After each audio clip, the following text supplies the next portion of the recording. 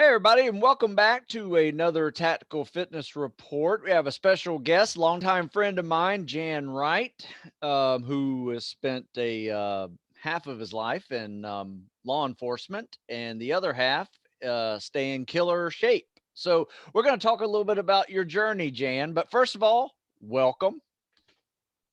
Hey, how you doing? I'm good. Hey, thanks for coming on. I really appreciate you reaching out to me and telling me about some of the stuff that you're doing. It really is fascinating. But first, a lot of my listeners are younger younger crowd who are thinking about serving, or we're going to kind of go through that journey. So this is kind of an all-encompassing age group hmm focus today. But let's take them through your journey of deciding to serve. Why did you decide to be a police officer at 19 years old? I think my honest opinion is that the feeling to serve was always in there, and law enforcement found me. Hmm. Prior to that, I literally graduated high school and almost had no idea what I was going to be doing. I ended up working for my father's company. Just, I really didn't have a calling, and what ended up happening is I ran into a gentleman that was a baseball coach who happened to work for the police department, and he asked what I was doing, and it was I was actually working as a mall security guard at the time, kind of just dabbling around in life, and there was an opening on the dispatch desk, and I stopped in there and got the application, and fortunately knew some people in the police department through some people I went to high school with, and right place at the right time. And I distinctly remember the day of May 19th, 1986, when I went in for my first training. I remember the day because that was the last day I ever had to work in my life. Because Hmm. I walked out of there after 4 hours of training. It was like the sun was shining on me. A bell went off in my head, and I went, "This is what I've been put on earth to do." Just being in Hmm. that environment, it seemed like I went from hanging out with boys to hanging out with men. The most of the officers at that time were about my dad's age, Hmm. so they were very fatherly, and they just seemed like they were doing something that was like serious and real, and it was. We dealt in life and death, and so I trained to work as a dispatcher, and it's life because back in the day we didn't have as much computers going on. 911 didn't come to town yet. We Hmm. hand wrote things in a book, and we were one step above a rotary phone. But it was a real eye opener, and I'm just very grateful that law enforcement found me and said, "This is what you're going to be here to do." I spent 2 years as a dispatcher and then got hired as a police officer. Went to the police academy and started my career there. And my career was fantastic. As I tell people, I had a wonderful, exciting career. I caught a lot of bad guys, helped a lot of people, did some really cool stuff. I joked that I was certified in stuff we didn't even own. I was on a multi jurisdictional tactical team, and that's one of my running jokes. We were stacked up to do a job one time, and I nudged the guy behind me, and he goes, "What? What?" And he thought I was going to tell him some kind of big information about this job we were doing, and I whispered to him, I said, "Hey, don't tell the mayor. I do this for free." And he chuckled over that. I was probably getting overtime for it anyway too. But that was most of my career, and wrapped it up as chief of police. I did pretty much everything that possibly could be done in a police job. Nice. Now, were you in the same location, or you bounce around from a couple of I different started in the town that I started in the town that I live in, and then there was an opening in the town. I knew that was going to enhance my uh, career, so I took a jump and went on to the other department over there. And it was true. That's where I ended up being chief of police and worked for a great chief that basically allowed me to catch as many bad guys and help as many people as I wanted to. We had a great junior police program, which I took a lot of the things I learned as a police officer, and it was a character building leadership program. One of the highlights I have now is about 5 or 7 of those people that were involved in that program are in law enforcement right now. So it's very rewarding. That's probably the most rewarding thing I did in my entire career. Yeah, I would agree with that. That's fun being able to do that with folks. Yeah. Tell me this, along your journey, you're starting in the 80s. I was also starting my journey in the 80s as well. It was a lot different back then. There was not such a thing as tactical fitness. What were some of the things that you were doing back then and, in your teens and 20s to train and just stay in, tactical shape before there was such a thing? In high school, I pretty much was on JV everything. I didn't make one single team I ever tried out for. That was it. I just didn't have the talent or the skills, and probably didn't care as much later. I remember around the age of 19 years old, before I got the police job, when I was lifting weights and actually started to see a change. That was the first time. Not until I was 19, and then I was like kind of hooked into the weightlifting. I grew up with Arnold and Franco and Lou Ferrigno and that generation. And then when I slid into police work, then it was bigger is better. Yeah. And did the weightlifting thing, heavy weightlifting thing. Even to the point of dabbling in competitive bodybuilding. Oh, okay. Which I did a little bit of that. And that was kind of an eye opener when I realized that basically I was in a male beauty pageant. And I look at those pictures now, and I like showing people those pictures, and they're like, holy cow, you look jacked. And yeah, I look good. I'm in the worst shape of my life in those photographs. I'm dehydrated. I'm starving. I probably couldn't fight out of a wet paper bag. Everything about it is fake, including my tan. Yeah. So that's when I was just like, nah, this is really not for me, because it was more show than go. Yeah, I mean, yeah, it looked good, but I was just totally not functional at all. I'd always been a runner. That was always my go-to type of thing. So I kind of moved more into the running thing. I can remember to this day the first marathon I ever completed. To me, I won the Olympic gold. That was just like, the biggest at the time. It was like running a marathon. And I worked my way up to it. I did a couple half marathons and then, did the marathon thing. And then from there, moved into triathlons until I realized, I can't afford a $7,000 bicycle. And so I was dabbling in that. And I made a distinctive change into the functional tactical athlete is August of 2002. I went to Virginia Beach for the SEAL Adventure Challenge run by Don Mann. Yeah, Don Mann. I did a few of those. Is that where we met originally? That's where we met. Yeah. Okay. Yeah. I was doing his adventure races when he was running Odyssey. That's and right. And that's where I first came in touch with him. And I was doing a couple multi-day adventure racing, which was really cool. That was the time when the Eco Challenge was big. And that was really neat. Yeah, late 90s was everybody was getting into that. That's good. Yeah, that was a fun thing to get into. And I even raced on a team that was sponsored. So we were at a decent level. And it was a thinking person's game also. Yeah. And then on his website, he had this other event called the SEAL Adventure Challenge. And it looked pretty hard. And I knew what the SEAL teams were about a little bit. My dad's a Marine, so if it's not the Marine Corps, that's it. So I signed up for this thing. And within about 3 hours of a 24-hour event, it was the first time in my life I thought I had made a horrible mistake. And what the big difference is that it was run at somebody else's pace of the instructors, which was full speed all the time. And that was a real eye-opener. I'm an avid swimmer. I swam in high school. I live on a lake. But there were times in that pool, I just thought, holy cow, this is horrible. I got to get out of here. And I even got my town to pay for it. I thought it was a leadership program or something. And I was like, where's my checkbook? Who do I owe money to? I got to get out of here. It was horrible. But what I learned from there after the 24-hour event is that, man, I could take a beating. I'm not necessarily a badass, but I just needed some people to push me over the edge of, yes, you can do this. And when it was over, I just remember, calling home, and I couldn't shut up. I was babbling on about every single thing that we did. And it was just, it opened doors in my head to what is possible. And what really helped out is within 6 months of completing that, I was selected to go to West Point Command and Leadership through my police career, which is all academic, based on the West Point theories. That's all academic. I'm a physical person. I'm not an academic person. So I went to the orientation there, and they're talking about 4-hour quizzes and 8-hour tests, and you're wearing a suit, and how much work has got to be done. It's a 6-hour program on a master's level college. Mm.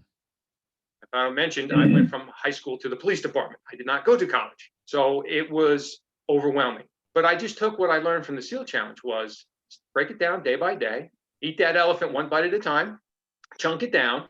If you need help, come in early, stay late, do whatever it takes to accomplish this program. And I'm glad I learned through my body what I'm physically capable to do, not only physically, but mentally. That was a huge assistance that I had, because I saw people being overwhelmed by it, because it was, academically very hard to do. But to me, I learned it's not impossible. It's just hard. That's all. And you can do it. Yeah, that's a really good point. I know whenever I always talk about what did I learn going through Hell Week, Mm-hmm. and you learn things, right? And then the biggest thing I learned was that your body is 10 times stronger than your mind will let it be. Right. Typically, right? So you have to kind of disengage that little thinking process that says, what am I doing here? Why am I doing this to myself? But it goes the same way with academics too. You're exactly right. I loved before we were talking, you were telling me you were talking to some high school kids, right? About, just becoming mentally tough, right? Right. How did you explain that again with, waking up and taking a shower? Well, Yeah. yeah, fortunately, I'm working now as a school security officer, and I'm able to either overtly or covertly mentor a lot of kids there. Most of the ones I see are athletes, because I'm generally there in the afternoon. And when they hear about, I did a 100-mile run back last month, or my Appalachian Trail hikes, or my rock climbing things, and everybody's looking for this hack to mental toughness. And they say, well, I can never do that. And I say, yes, you can. You just have to do it. And it's the simplest way is you're going to have to be able to do things that you don't want to do. And if you want a short hack to do that, I said, here's the simplest thing you can do. It involves zero exercise. Actually, it's not a strenuous thing. I'm not telling you to get out of bed and to pump out 100 burpees or anything. When you get up in the morning, get out of bed, walk into the bathroom, step in the shower, reach over for the cold water, and just turn it on. That's it. And I can see their faces cringe right up. I said, oh, no, it's going to be horrible. And the more you do it, it really doesn't get much better. You just learn to tolerate it a little more. That's about it. Yeah. I said, if you want a shortcut to mental toughness, that's it. Because you are going to purposely do something that you're not going to like, and you're going to do it anyway. That's where the mental toughness comes in. It's totally the same thing as sitting down to do your algebra homework or some other school academic thing that you may not like to do.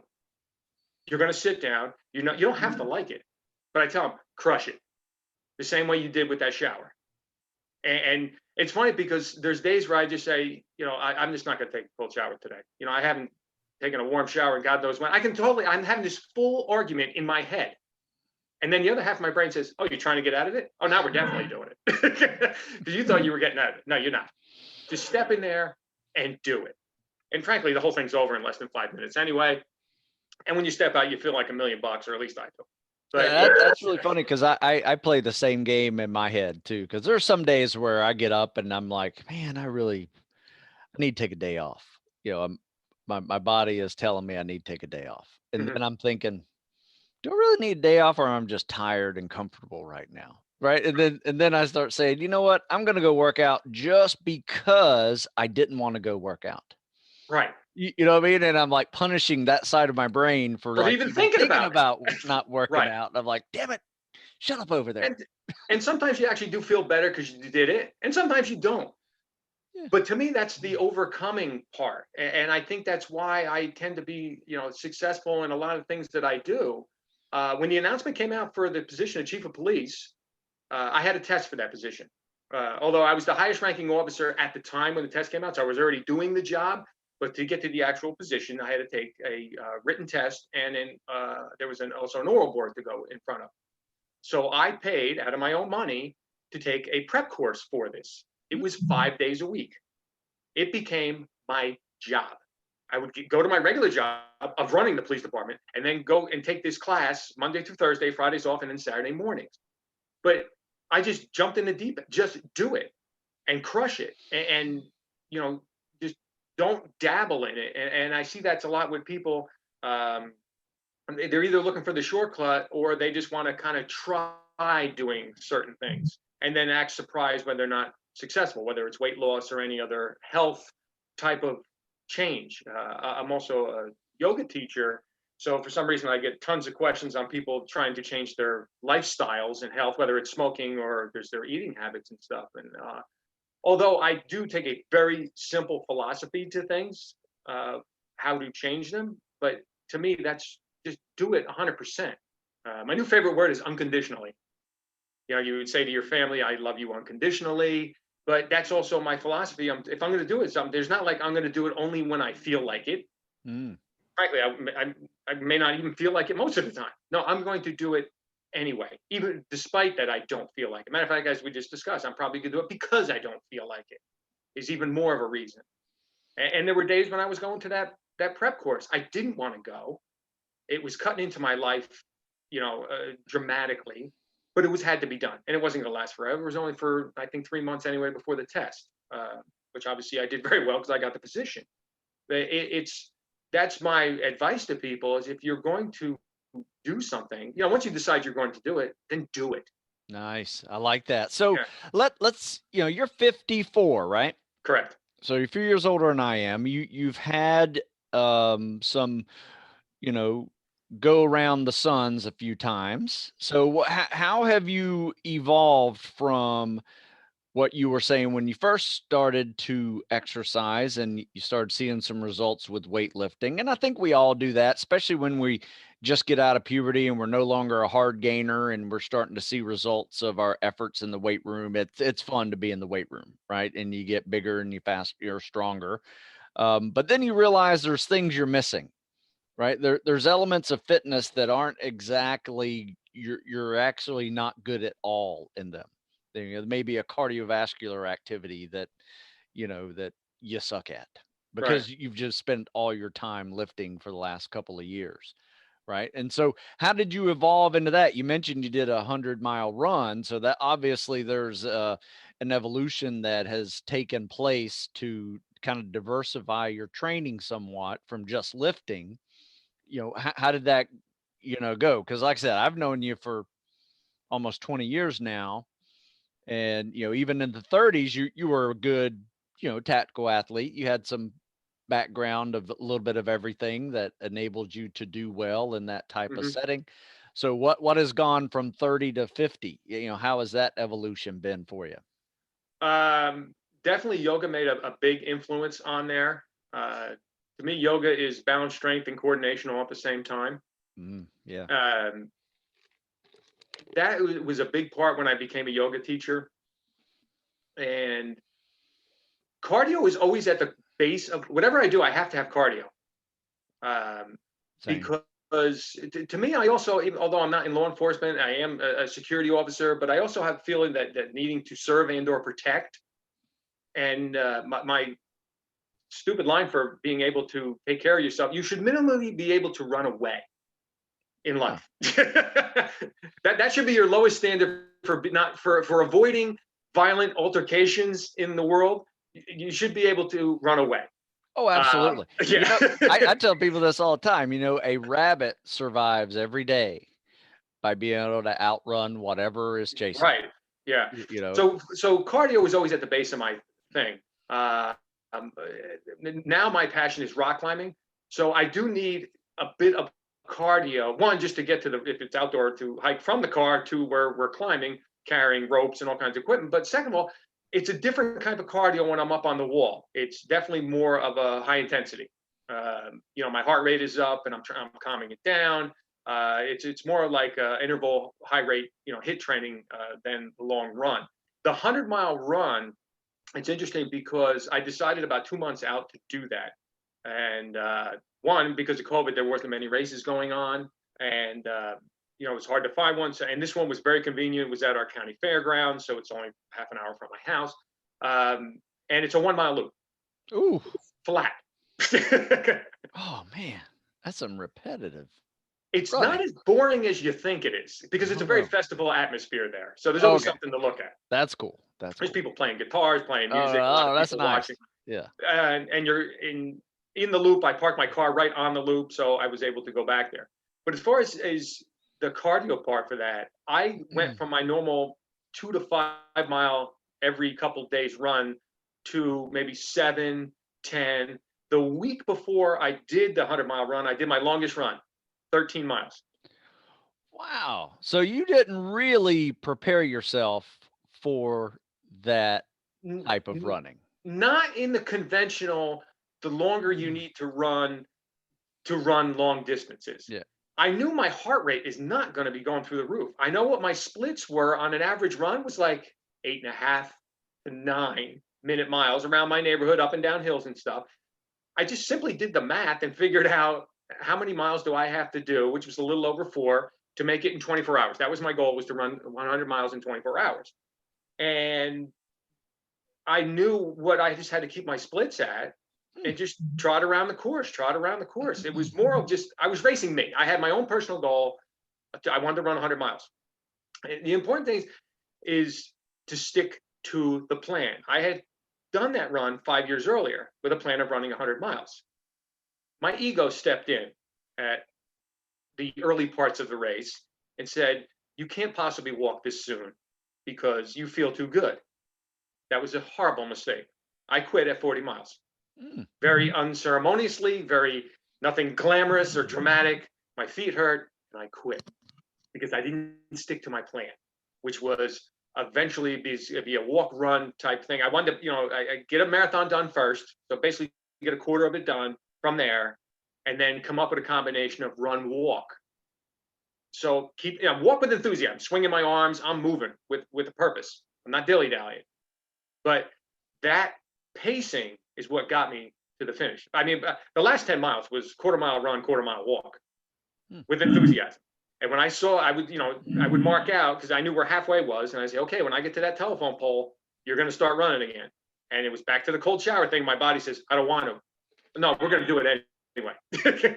And it's only a quarter mile anyway. So just do it, get it over with, and just keep moving. So basically, I was racing the clock.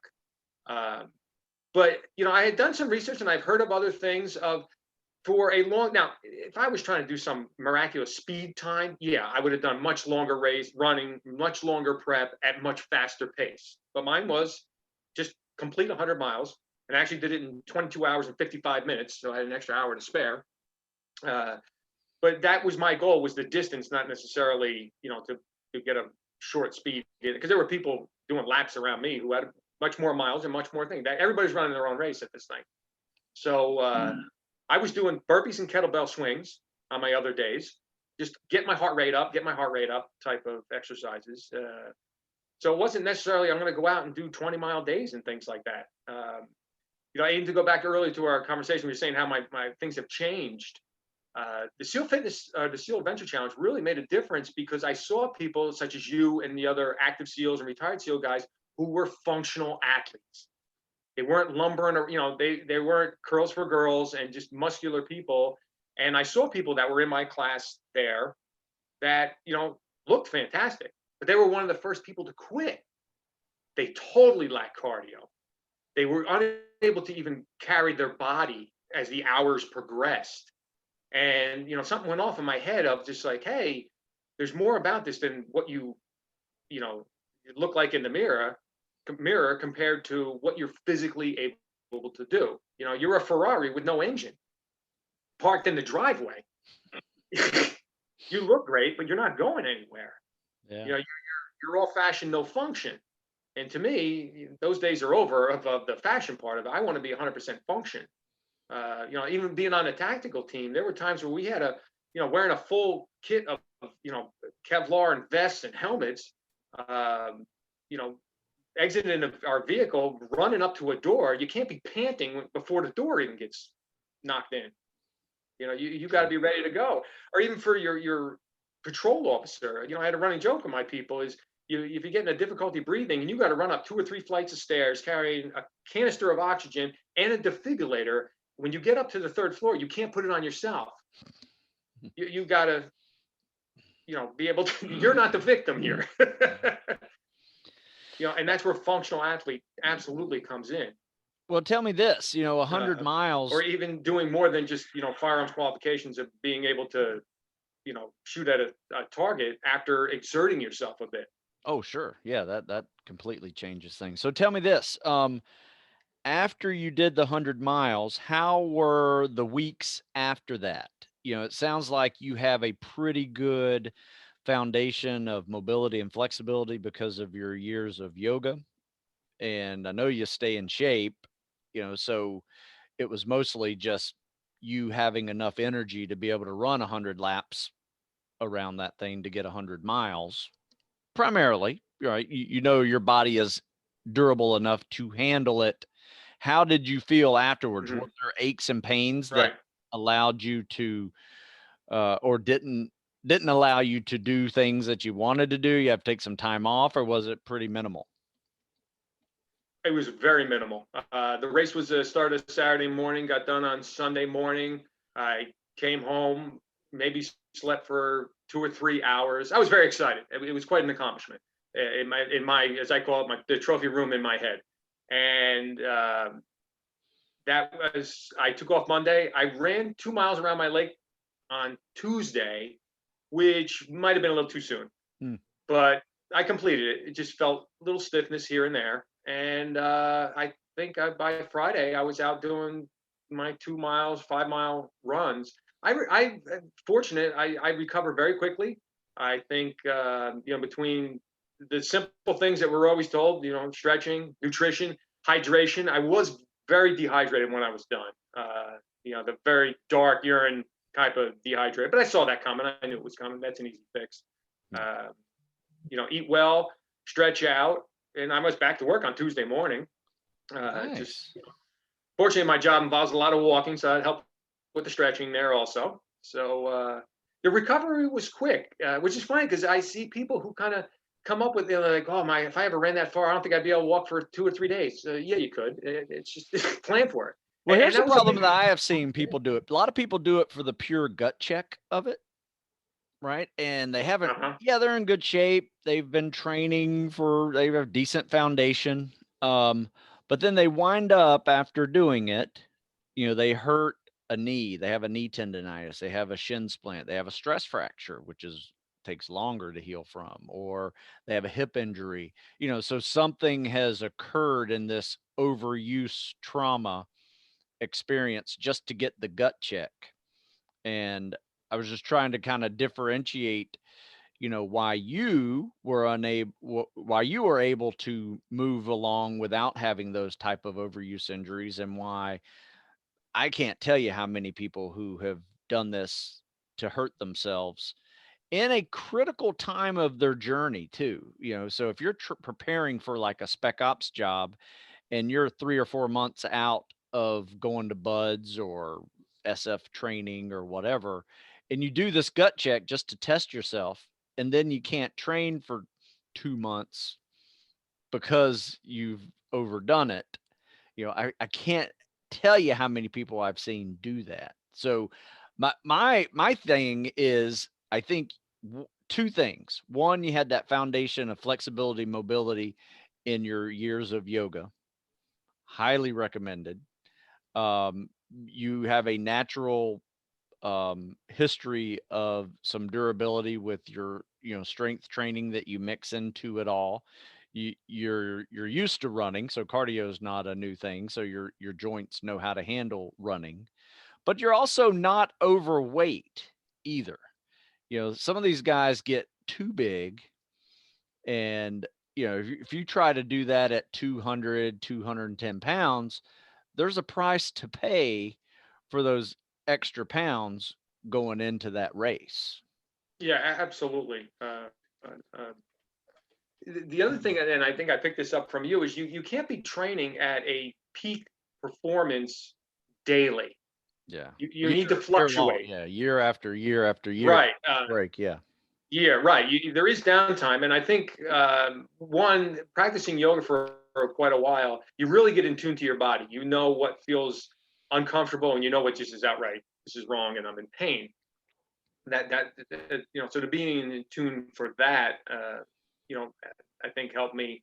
I also totally set myself up for success on this last run. I do see a chiropractor, so that helped with that. I have Achilles tendonitis on my right heel. I've had it for a while. I know it's there. I know how to work with it. I, make sure I got the right shoes for it.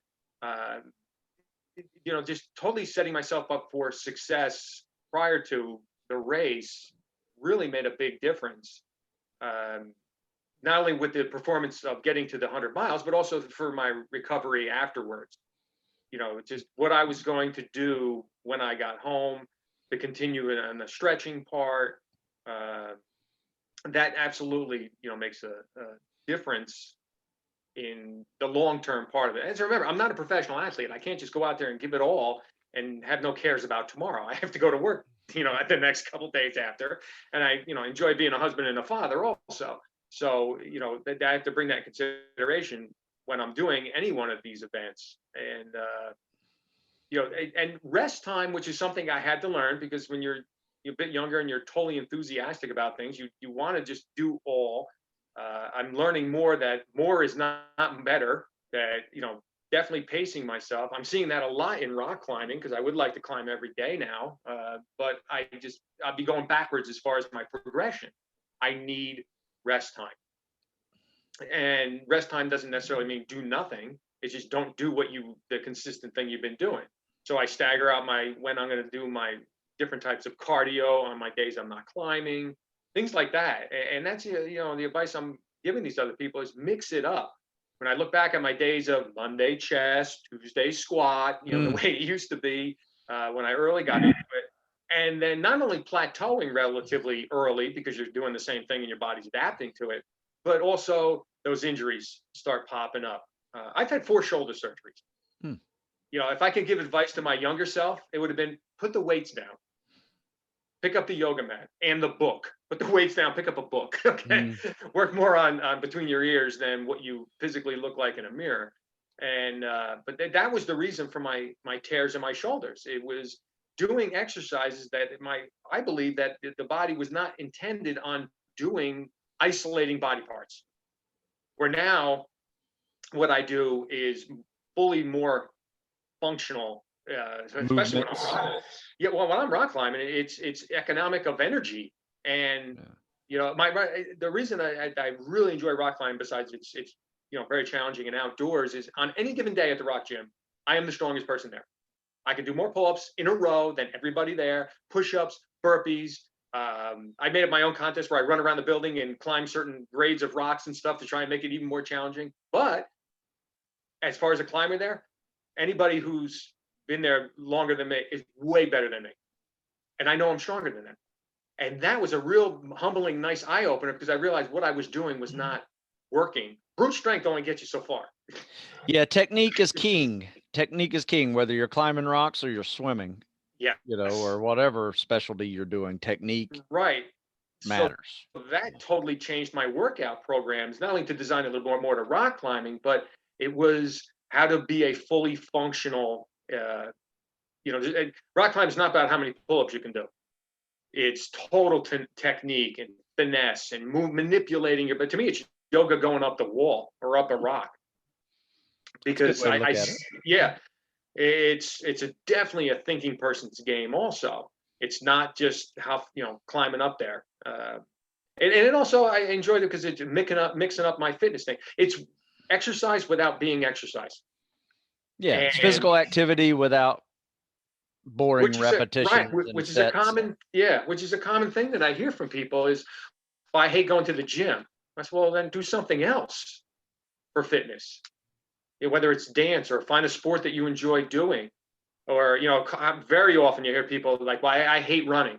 Well, I would suggest you don't run then, but there's many other ways you can achieve cardio. Oh, absolutely. Without running. So tell me this, tell me your normal week of training. What does that look like? Monday through Saturday, or Sunday, even if you do something on Sunday? I generally climb at the indoor gym Monday, Wednesday, and Friday, 3 days a week. And I had to lead up to that. When I first, got into it, it was only 2 days a week because I just needed rest time. And fortunately, I got good advice from some young 20-some-year-old guys. And they're like, hey, stop coming in here because you're going to burn yourself out.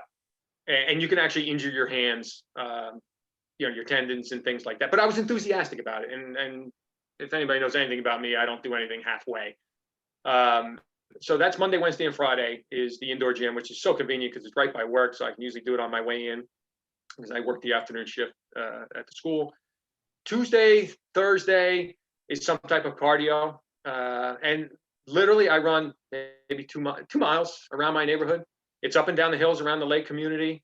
I try and, do it as fast as I can. So I'm getting more of a high intensity. And there's some big hills. It's nothing crazy as far as my distance running. I've mixed in kettlebells, swings, and the one that everybody hates is burpees. But my thing is I'm going to do 100 burpees as fast as I can. If I can get it around 13 minutes. And what's the convenient thing with burpees is I can do that anywhere. I've been known at work on the side, if I didn't get my cardio in, is I'll go find a classroom and I'm in there banging out burpees to get my cardio in for the day. And that's the other thing with people who I don't have time. Well, one, it needs to become a priority. Yeah. And two, you can find time to do something with that. I mean, just to maintain a decent level of health, the one that we all know we should be doing, the one that your doctor keeps telling you should be doing. Now, if you want to, take it to another level, if you're looking at something, well, military or law enforcement or things like that, well, then you just have to make it as part of your progression plan. Almost all law enforcement departments do some type of physical fitness test.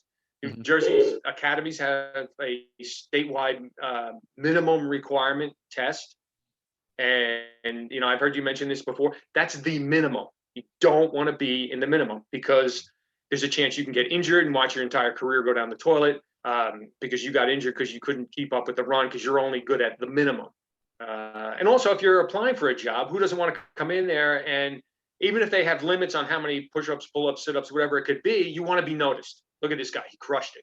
Because to me, anything you do has to do with everything you do. So it shows about your character more than just how many push-ups you can do.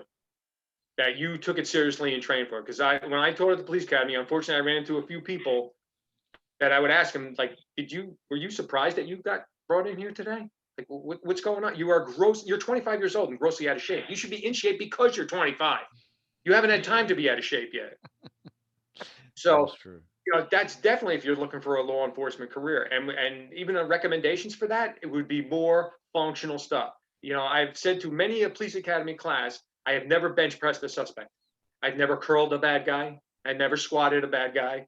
But if I had to do a 40-yard sprint carrying oxygen in a defib or a rifle or move quickly or participate in some type of altercation that's going to last about 35 to 40 seconds all out trying to restrain somebody who's fighting for their freedom. And it doesn't matter how much I can curl or bench press during those moments.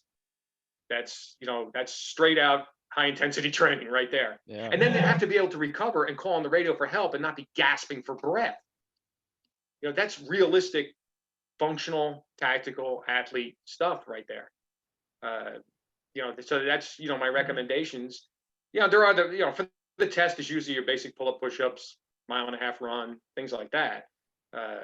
But the realistic stuff is what you should be training. And honestly, you signed up for a career where you're going toward the sound of gunfire. You're going toward danger. Your body's the vehicle that's taking you there and has to be able to function once you arrive. So that's what I signed up for also. The last thing I wanted to have when I got to a scene of something going on is my body not being able to participate in whatever my brain said we had to be doing. Yeah, that's a really good point. So tell me this, you didn't mention yoga in your week. How often do you mix in yoga into your training? Yoga's an everyday thing. Okay. But not like I'm going to do an hour of yoga thing. My morning, I've been doing the Wim Hof program of the breathing. I've been to a couple of the workshops there between the breathing exercises and the cold water exposure, which I found amazingly humble to be sitting in a nice bath with ice cubes floating under your chin. So that's part of my morning thing. I do the Wim Hof breathing, which is the deep inhale, exhale, and then holding your breath, exhale, things like that. From there, I just kind of keep it nice and calm, do about 2 minutes of just meditative type of thoughts, just kind of just letting things chill out a little bit. And from there, I do a basic yoga flow. A lot of it is what I feel like. I'm really in tune with my body. So I feel a little tightness in my lower back. I'm going to focus a little bit more on that in those type of movements. Maybe it takes 20 minutes of, one side of my body, then to another. If I feel like doing more of a balance move or things like that, your basic downward dog, a lot of stretching, a lot of breathing. So that's an everyday thing. And then there are some nights at the end of the day where before I'm, getting into bed, or just even for just sitting around, that's when somebody says to me, I don't have time, but they're sitting in front of a TV. Well, stretch in front of the television. Yeah. It's not that complicated. I just sit there with my family and, I'm on the floor doing some kind of stretching and things like that. I put a lot of value into the performance of my body. I wanted to do some really cool stuff. So I need to take care of it by what I put into it and how I take care of it. And it's not a narcissistic thing. It's just I demand a lot from my body. I got 54 good years out of it. I want to hold I have, other aspirations in my life of things I want to do besides the minimum of being able to participate in being a father and a husband. Sure. 2018, my cousin and I ran the Appalachian Trail in New Jersey. It's 73.2 miles. We did it in 33 hours and 15 minutes nonstop, unsupported. And then this year I ran into a gal named Kaylee Hopkins, who set the record for running from Pennsylvania to New York and back in 3 days and 19 hours. And that's might be what I'm looking at next summer. That's 146 miles unsupported. And it's on a trail, mountain trail, right? Yeah. Through the night, headlamp. Yeah. That's hard. That's hard running. And I'd like to go out west this year and do some climbing out there. Yosemite and some big stuff out there. So I say I demand a lot of my body, but I don't find it difficult just to maintain. It's like a car, what you put into it and how you maintain the car. Yeah, you got to baby it. Well, tell me this. You mentioned beforehand that you actually did do 800 miles of the Appalachian Trail in Yes. like a month and a half period, something like I that. did, So how did that work? And what'd you learn out of that? That's the biggest question. What'd you learn out of doing 40 something days of hiking? Yeah, that was a trip of a lifetime. I had done many sections of the Appalachian Trail, and 2018, I kind of announced that I was going to do a big trip. And so I flew down to Springer Mountain, Georgia, and I did 800 miles in 43 days, which were some big mile days. I had a couple days where I had to do only 6 or 10. It was just going through the Smokies. When I went through in April, it was snowing. I had 2 days of 40-degree rain. It was just miserable. Well, I can say it was miserable, but I enjoyed being there. I volunteered to be there. I worked hard to get there. It was excellent. The biggest takeaway, which is what definitely more I tell people in my yoga settings or when I'm teaching a yoga class, is that experience beat gratitude into me. Meaning, when you're come down to food, water, shelter, that's basically your life there. Although I was not, and it's neat to have all that right on your back. I had a tent with me and I had my food and I would filter water along the way. And believe me, I had no shortage of water. A lot of times it was falling from the sky. It was, you're grateful for the simplest things. I would be grateful on days if it wasn't raining right now. I'll take it. The sun's shining, you can feel it on your face, that warm feeling. I'm soaking wet. I had to put on wet clothes again this morning from the 2 days before, and I had to muster up enthusiasm for that. And one of the days that just really sticks in my mind is I got to a road crossing, and about a quarter mile down there was a little deli. And I went, the first thing I wanted to do was wash my hands. And I went to the bathroom. I was washing my hands. I just thought, wow, this water, it just comes out of the faucet. I have water on demand, and it comes in temperatures. I can have hot or cold, and I can mix them if I wanted to. And just simple things like that. And then just looking up in the mirror and looking myself right smack in the eyes and going, who is this guy? Not only did my facial features change, I ended up dropping 22 pounds, so my face was a little drawn, and I had a scraggly looking beard, and I was kind of dirty, but I was more looking into my eyes of like, look what you are doing, that sense of accomplishment. And that's, what working in a school environment, I see kids that I think would be doing so much better if they had a sense of accomplishment, overcoming things that are difficult, whether it's back to the step into the cold water shower thing, or setting your goal for something and going, okay, this is obtainable. It's not impossible. It's just hard. And you can get it. There's no hack. It's hard work. It's grinding. It's getting up every day and, work your way to and, going back to the climbing thing, when I go to the climbing gym, it's the only thing I do where I have about a 98% failure rate every single time I go there. I'm working on certain projects. And where else would you come back and fail 98% of the time? And once in a while, I'll be able to reach up and just touch the next hold that I'm working on getting. Just touch it. And I go, that's progress. I'll take it. But most of the time, it's fail, fail, fail, frustration, fail, total exhaustion, and then go, okay, well, we'll try it again next time. And, maybe watch somebody else climb the same route you're working on and go, that's how you do it. Okay, then maybe I was missing in the climbing world, it's called beta. What's that little secret? What's that little thing here and there? And I think that would be fantastic for teenage kids because of the failure rate and because, it's just a constant, you can keep, set a goal. And when you accomplish it, the joke at the gym is if you work really hard on something and you get it, first of all, no balloons fall from the ceiling. There's no marching band in your honor. You just did it. I put it in the trophy room in my head. And then when you get done, you can tell anybody you want that you did it, but I know what they're going to say. Do it again. Because you may have gotten it by accident, which is true. You may have just like dumb luck figured it out after a while. So you got to wait about 20 minutes and do it. And I've had a couple projects where I did it and I wasn't able to do it again because I don't remember how I did it, or just wasn't able to. So okay, back to the drawing board. Like I may be able to move on to something else, but I'm still going to do it. So it's definitely persistence, which is, I think, a lot of my reason for my success. Self-discipline, persistence. Oh, absolutely. Yeah. Absolutely. And, you see something that you like, you have this natural initial beginner's motivation. You remember how you mentioned you're motivated to go rock climb so much, and it was probably too much. You have this initial motivation, but during that initial motivation, what you were able to do was to build some habits, right? And you're able to build those habits when you're really motivated to do it. So when you're not necessarily motivated to do it a few months later, right?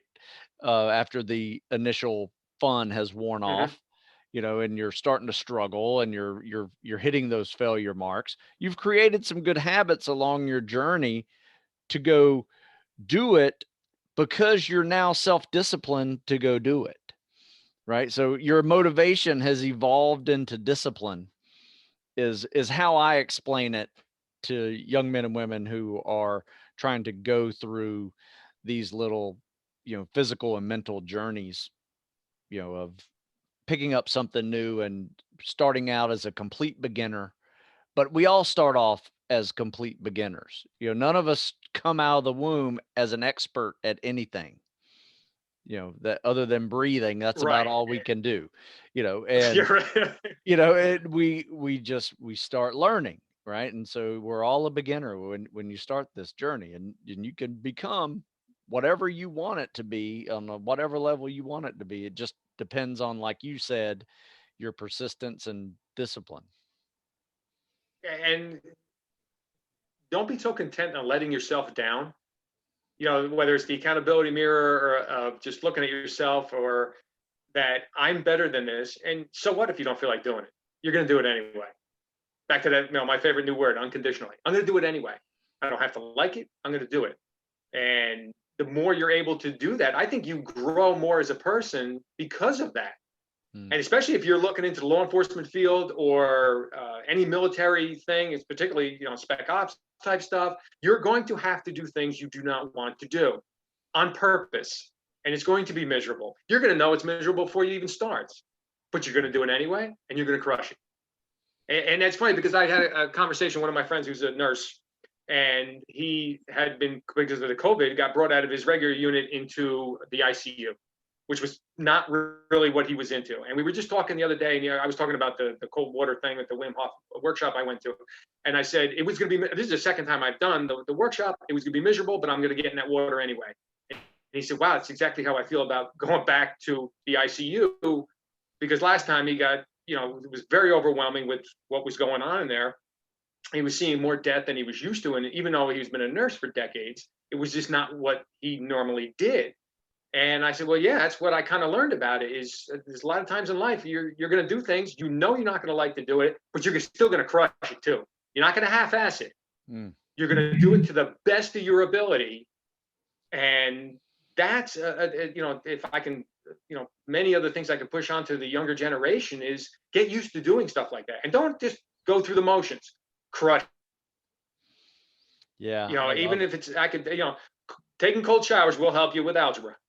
Because everything you do has to do with everything you do. Yeah, that's a really good point. Yeah. Hey, man, Yeah. I really appreciate your time today. First of all, thank you for 25 years of public service to your community. Oh, it was my pleasure. I had a wonderful, exciting, great career. So thank you for that. But also thank you again for continuing to mentor the younger generation where you are. And I think we all need somebody in our corner telling us, get up there and go do it unconditionally. I like that. That's a great word. I'm gonna start using that myself. Yeah, I came across it. I'm an avid reader, avid podcast person. I'm just pathologically optimistic.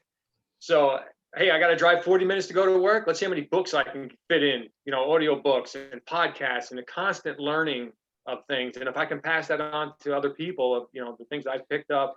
Yeah, I think we had mentors, but they were just a different style then that we had. It was, shut up and do it this way because I said so, which does have its place sometimes. And even when I was going through a lot of leadership skills, they were saying this younger generation, they call them the wise generation. They want to ask why. And it was the way we were put. It's like, well, maybe if you told them why they were doing something, they would do it better instead of shut up and just do it this way. You explain the outcome, like this will help you with that. And I feel when I'm working with some of these younger people and say, hey, this is why they're telling you to do this, it could make a difference.